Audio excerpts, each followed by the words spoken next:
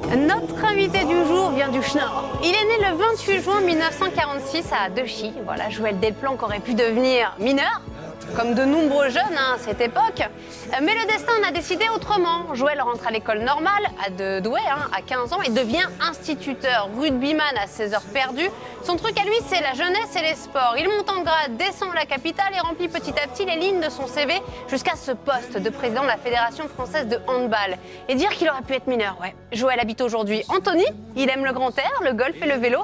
C'est un papa comblé d'une jolie équipe de France auréolée de 10 titres, mais sa grande passion reste la danse.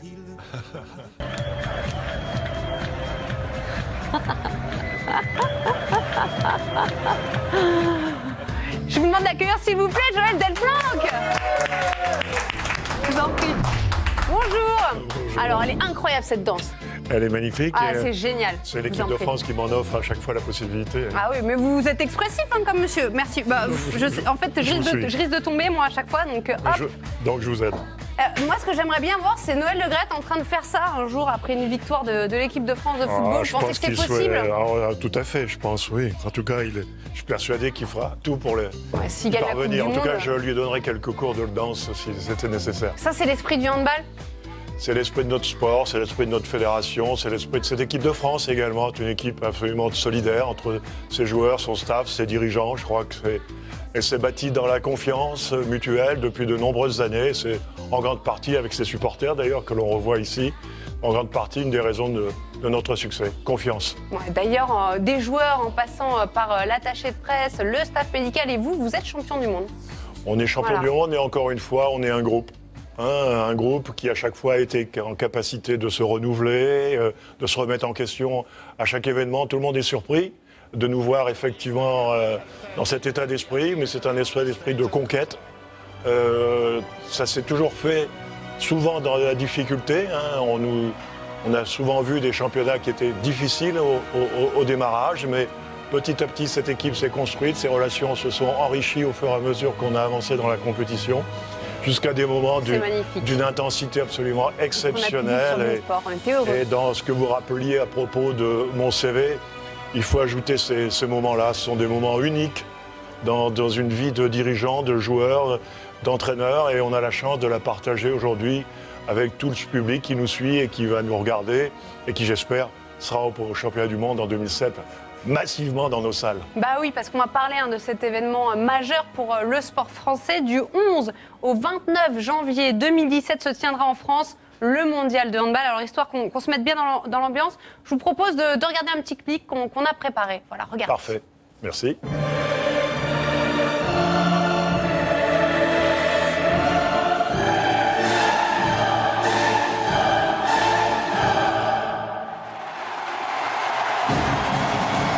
Monsieur Thierry au meilleur. Allez Daniel, c'est passé, c'est le but. 20 ans de règne, 20 ans de triomphe, des margeaux aux experts en passant par les costauds. La plus grande équipe française de tous les temps devient la première nation de l'histoire du handball à décrocher une 5e étoile.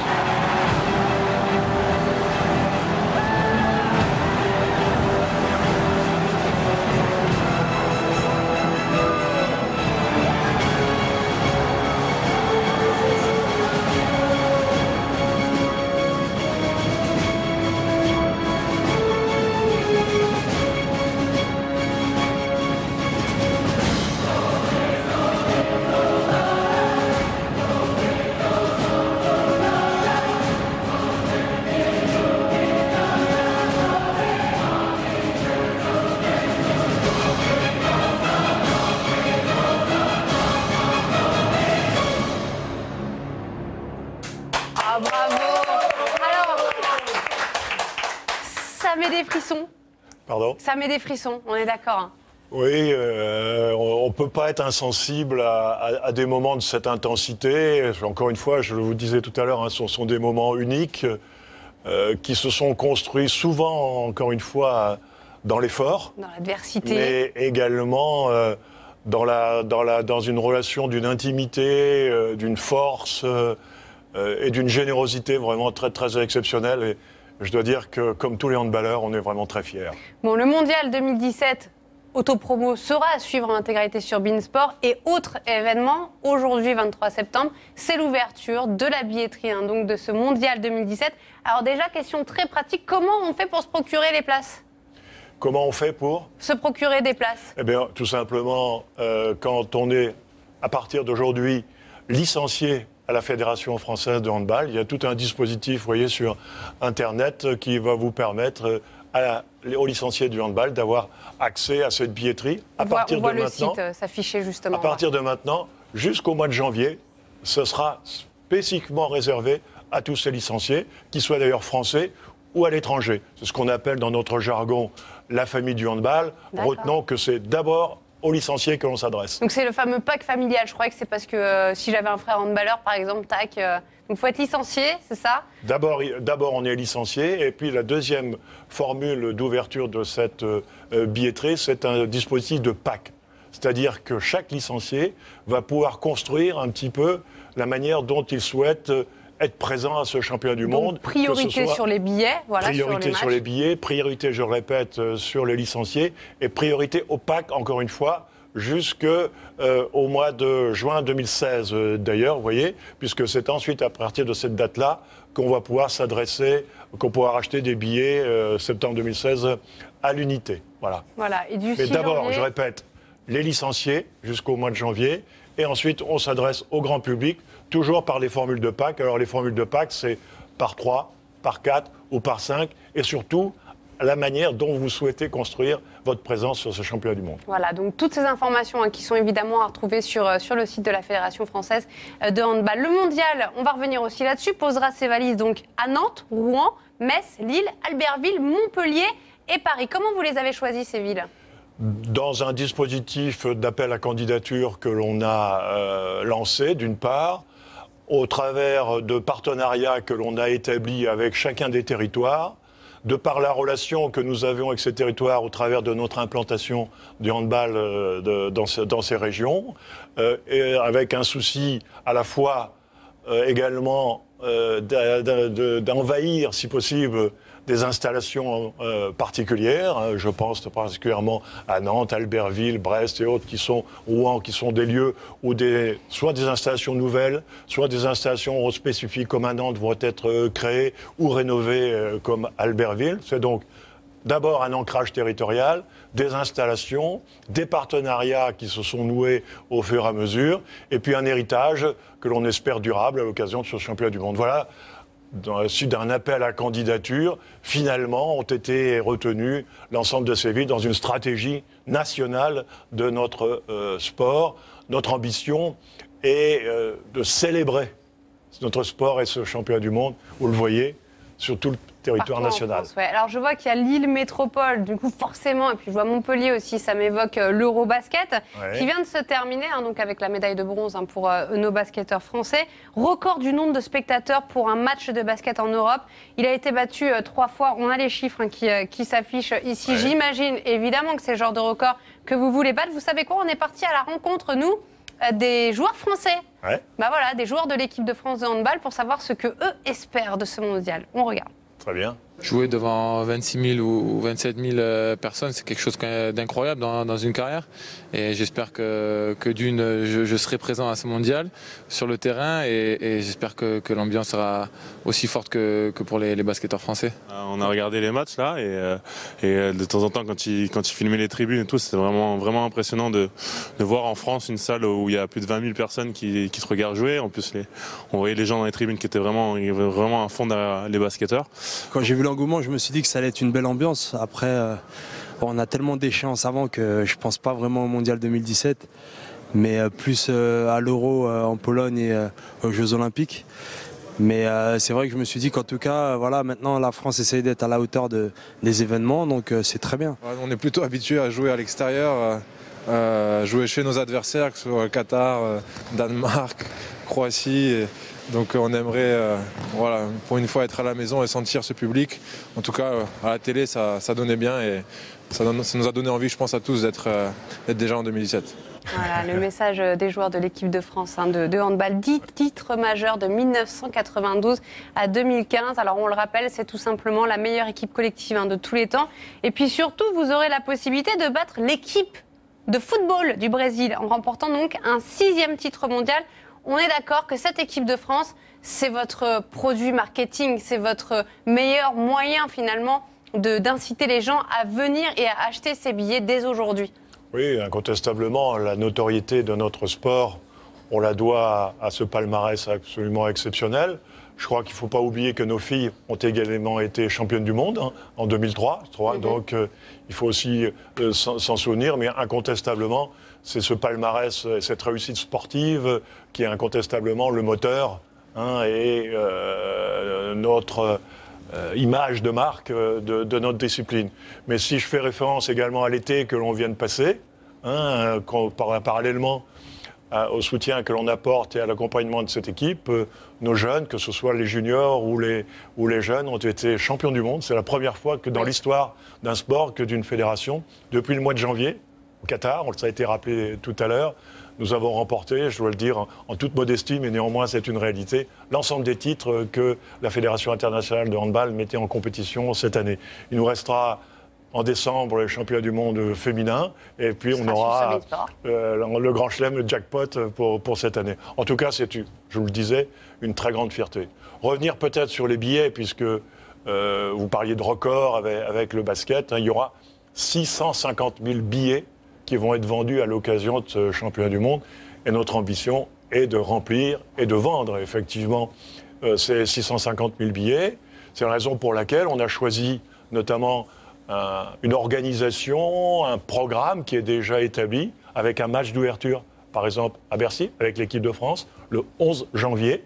Il faut que les téléspectateurs retiennent bien cette date. 11 janvier, match d'ouverture au POPB de Bercy à Paris. Ensuite, l'équipe de France va se rendre à Nantes pour son match préliminaire. Là, pareil, une grande halle, la double XL de Nantes, qui va être totalement dédiée à ce championnat du monde. Et ensuite, si, comme nous l'espérons, nous sommes qualifiés pour les quarts et les huitièmes, vous le rappeliez tout à l'heure dans votre présentation, direction Lille, avec les commentaires que viennent de faire les joueurs à propos de l'ambiance qui va être incontestablement à Lille pour ces huitièmes et ce quart. Si nous sommes qualifiés, nous sommes à Lille. Et ensuite, demi-finale, finale à Bercy. Alors, de ce que je comprends, en tout cas, vous voulez que ce Mondial 2017 soit un événement populaire. Alors, on va voir que dès l'instant où il y a eu cet Eurobasket en France, jusqu'à l'attribution des Jeux de 2024, pourquoi pas pour Paris, en tout cas, on l'espère, il y aura eu donc Eurobasket, Euro de football, et puis donc ce fameux mondial de handball donc, à Paris. On est d'accord que si chaque fédé réussit sa compétition, les Jeux, en tout cas, seront pour nous. Jean-Paul Futur Exprès. Écoutez, je ne sais pas. Vous êtes une rampe de lancement. Je ne sais pas si les Jeux seront pour nous, mais en tout cas, ça aura fait la preuve que notre pays sait organiser un événement dans une discipline très, très, très variée, que le public est au rendez-vous, que le soutien populaire d'un événement comme les Jeux Olympiques, au travers du succès de ces champions du monde, est acquis et qu'il y a une osmose entre ces événements et ce public. Donc je pense que ce sera des éléments qui seront importants, j'espère en tout cas, vis-à-vis de celles et de ceux qui voteront pour nous, je l'espère, à Lima en septembre prochain, en septembre 2017. En septembre 2017, quelques mois après notre championnat du monde. Donc c'est dire que j'imagine qu'à Bercy, à Paris, au mois de janvier, on aura beaucoup de visiteurs et qu'on sera encore plus attentif au succès de cette équipe de France. Bon, je l'espère. On espère que ça aidera à avoir l'attribution donc de ces Jeux à Paris pour 2024, parce que nous, on a toujours... Ça y est, vous rêvez. On rêve des Jeux avec le petit bracelet qui a été fait par Lucas Ballot. Oui. Voilà. Et on va en reparler tout de suite dans l'Express Stories. Quels sont les atouts de Paris pour 2024 ? Charles Beauvais. Super. Salut Charles. Bonjour. Monsieur le Président. Vous allez bien ? Bien et vous ? Content de vous revoir. Merci. Vous regardez la télé des fois ? Quelquefois. Ah. Bon. Ah, ça fait plaisir. Ouais. Ma mère qui va être contente. On n'a pas beaucoup de temps, Charles. Donc on va se dépêcher, oui, et les atouts, donc les forces et les faiblesses de Paris pour les JO 2024. Alors les points forts, bon, vous en parliez justement, l'expérience des grands événements, ce savoir-faire à la française pour organiser justement de grandes compétitions. On pense notamment évidemment à ce mondial de handball. Qu'est-ce que c'est en fait ce savoir-faire français ? Le savoir-faire français, il est d'abord dans la réussite sportive. Je crois qu'elle a été soulignée à l'occasion de cette émission, donc ça c'est le premier élément. Deuxième élément, c'est que cette réussite sportive, elle est stable, puisqu'elle s'est installée dans la durée. C'est le soutien populaire. On a évoqué les publics et puis c'est également des installations qui aujourd'hui vont répondre justement à la capacité d'accueillir des grands événements. Puis je crois aussi notre volonté qui s'affiche de plus en plus à centrer le sport sur cet événement, à faire en sorte que ce soit un événement à taille humaine. Et je pense que ces éléments-là correspondent bien à l'esprit du temps et aux nouvelles orientations que le CIO compte donner à cette organisation. Parfait, parfait. Mais effectivement, vous parliez des infrastructures. Alors, ces infrastructures, c'est un des gros points positifs pour Paris, c'est qu'on dispose déjà quasiment de la totalité des équipements. Il manque juste cette fameuse piscine olympique dont on avait déjà parlé en 2012. Pour le reste, Vélodrome de Saint-Quentin-en-Yvelines, Paris-Bercy, vous le disiez, le Stade de France, Roland-Garros ou même le Grand Palais pour les épreuves d'équitation. Paris a à peu près toutes les infrastructures et tous les atouts justement pour organiser des jeux sans que cela ne coûte trop cher. Alors ensuite, je me suis intéressé évidemment aux points faibles de la candidature parisienne, les points faibles qui étaient déjà ceux qui existaient en 2012 et notamment ce lobbying peu performant. Alors pour répondre à ce problème, le comité d'organisation, enfin le comité de la candidature a fait appel à Mike Lee, un Anglais qui était justement qui a piloté les candidatures de Londres. Ah oui, puis spécialiste de Rio, spécialiste du lobbying. Et on a aussi un autre atout, évidemment, c'est Bernard Lapasset, président de l'IRB, qui va diriger la candidature parisienne et qui est très écouté, notamment au CIO, puisque notamment il a réussi à faire rentrer le rugby à 7 là, aux Jeux Olympiques de Rio. Vous connaissez Bernard Lapasset, vous pensez que c'est un vrai atout ? Oui, mais au-delà de tout ça, et incontestablement, il faut effectivement des experts, une stratégie, des images de marque. Je crois que les enseignements aussi des candidatures précédentes, je crois qu'il faut également s'en souvenir, c'est que cette fois, on a bien compris que c'était d'abord un événement sportif pour les sportifs et bâti par les sportifs. Je crois que ça, c'est fondamental. C'est ce qu'on voit. Et ça, c'est fondamental. Et je pense que cet esprit-là est en place. Ces conditions, vous les avez rappelées, sont réunies. Ensuite, on verra ce que la compétition donnera. Mais je crois d'abord que fondamentalement, c'est ça qui est aujourd'hui au cœur du comité de candidature. Oui, c'est ce qu'ils avaient changé, c'est ce qui nous avait coûté effectivement assez cher, ce fameux clip promotionnel de Luc Besson qui centrait surtout sur la ville de Paris plus que sur les sportifs. Et on le voit, on l'a vu avec ces images, ça a changé. Désormais, on met les sportifs en avant. Et puis un dernier point positif pour Paris. Ce serait un bel anniversaire puisque la dernière fois que les Jeux étaient en France, c'était il y aura 100 ans tout juste puisque c'était en 1924, 2024. Oui, et puis je crois qu'il y a aussi une ambition supplémentaire par rapport à encore une fois, je le répète, c'est d'abord des Jeux sportifs pour les sportifs et il y a aussi une ambition de vouloir aussi améliorer la vie des franciliens, notamment dans le domaine des transports, dans le domaine de l'écologie. Enfin, il y a plein de choses comme ça qui vont faire que j'espère notre vie à tous ici dans cette région sera encore améliorée à l'issue des Jeux. Bon, Joël Delplanque, président de la Fédération française de handball. Le défi du jour, on va vous faire jouer au handball. Ah, super. Allez, venez. Je vous suis. Bon, vous avez mis MacGyver et on appelle tout de suite notre champion, s'il vous plaît. Applaudissements pour Vincent Parisi. Alors, votre défi, très rapidement, parce que du coup, on n'a pas trop le temps. Ça va bien, ouais. Président. Alors on se met tout de suite dans les buts, on me donne le ballon parce que le gardien de but c'est pas lui qui le prend, voilà. C'est moi le gardien. Et donc le défi c'est mettre une roucoulette à notre champion. Tu vois ? Une roucoulette. Oh, facile. Je sais pas ce que c'est une roucoulette. Non mais Vincent, faut mettre un peu d'application. Sinon je m'échappe mauvais. Je te donne une chance. Ça marche. Ah ouais, c'est mes baskets. Allez, une dernière. Allez, encore, t'es prêt ? On garde bien le geste. En plus, oui, des deux côtés, quoi. Ouais, bravo. Il y a trop de technique, là. Bravo, je vous félicite. Très beau boulot. Merci. Bon, on va faire une petite pause. On va aller boire un café tous les deux, un petit expresso, puis on se retrouve tout de suite. Avec plaisir. À tout de suite. Avec plaisir.